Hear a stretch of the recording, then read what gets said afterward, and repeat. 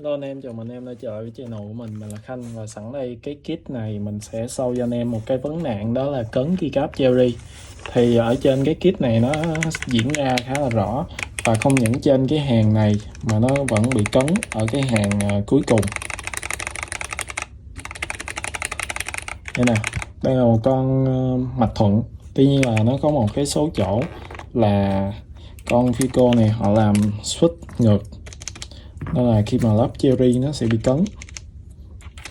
Để là ở đây, hai con này là ngược nè.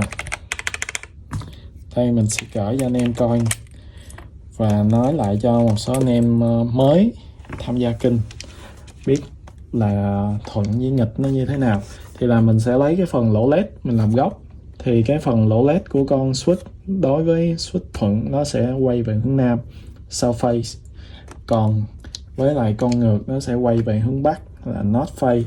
Với lại cái con NJ80 nè, đó, đây là một cái con mạch thuận nên nó mới hot ở thời gian gần đây. Ok, rồi cái con này đối với cái mạch thuận á, gõ xuống nó sẽ đi hết hành trình và nghe một cái âm nó thoát, gọi là thoát tục. Còn đối với cái này nó sẽ bị nghẹt lại, vương vấn, không thể thoát như cái này. Đó, em nghe hai cái tiếng nó khác hẳn nhau nè.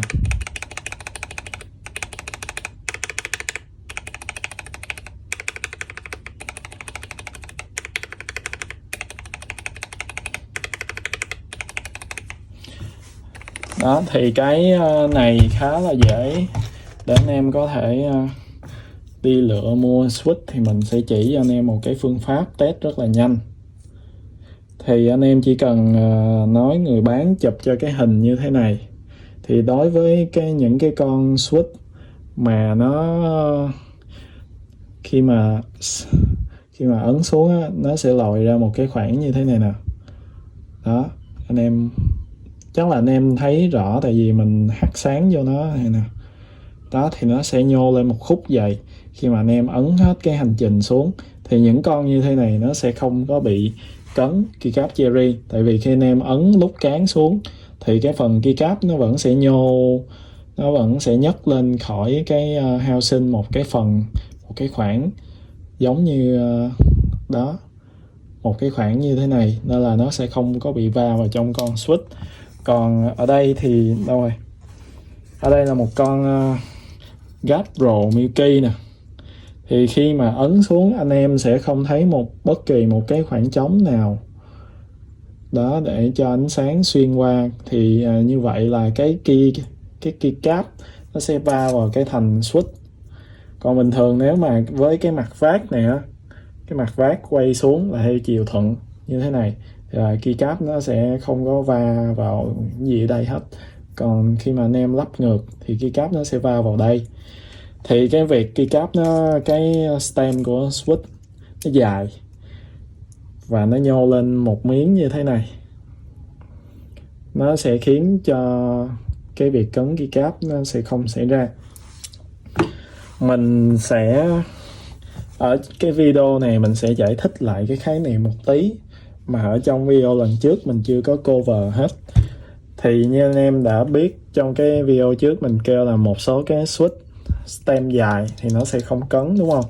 Tuy nhiên là nếu mà cái con đó stem nó dài nhưng mà cái phần lỗ của cái stem nè họ làm dài, họ cũng làm dài luôn, thì là như vậy là khi mà ấn xuống nó cũng sẽ sát với lại cái stem, nó sẽ sát với lại cái phần top housing, thì nó cũng không có chống cấn được. Thì mình sẽ test bằng cái phương pháp hồi nãy mình vừa nêu ra đó. Thì là ấn xuống nó có nhô lên thì là không cấn, còn mà ấn xuống nó sát luôn thì là chắc chắn nó sẽ cấn keycap Cherry. Anh em sẽ test bằng phương pháp như vậy. Khi mà đi mua anh em có thể nhờ người bán chụp cho cái tấm hình, vậy thôi là anh em có thể lựa được rồi, anh em có thể biết là nó cấn hay không. Chứ còn stem dài mà cái stem hole nó cũng dài thì là nó vẫn bấm, nó vẫn sát xuống cái phần top housing thì nó vẫn sẽ cấn thôi. Nên là cái khái niệm là stem dài chống cấn là nó sẽ xảy ra trong một số cái loại switch thôi, như cái con KTT Strawberry, cái stem nó dài nhưng mà cái stem hone nó cũng dài luôn. Khi mà ấn xuống nó vẫn sẽ sát với lại cái phần top, nên là những anh em chơi con Strawberry cho mạch ngược thì nó vẫn cấn, nên là gõ cái âm nghe nó không có được hay cho lắm, và nó càng đanh hơn nữa. Cái con đó nó đã đanh rồi.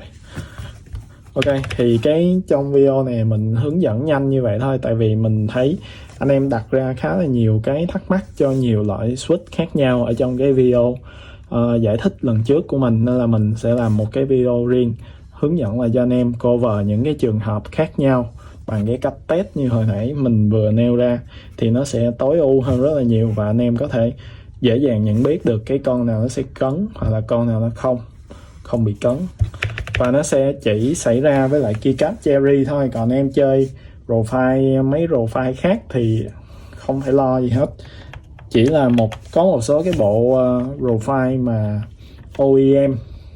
OEM mà nó làm dày quá thì nó vẫn sẽ cấn, đặc biệt là cái hàng này. Còn cái hàng số 2 1 hàng này vẫn là hàng số 1, hàng số 1 với hàng số 2 vẫn ok. Còn nó sẽ cấn ở hàng số 3 với số 4, giống như cái bộ Cherry thì hàng này là hàng số 4 nè, hàng này hàng số 3. Thì cái phần keycap ở trên đây, cái độ nghiêng của nó đó,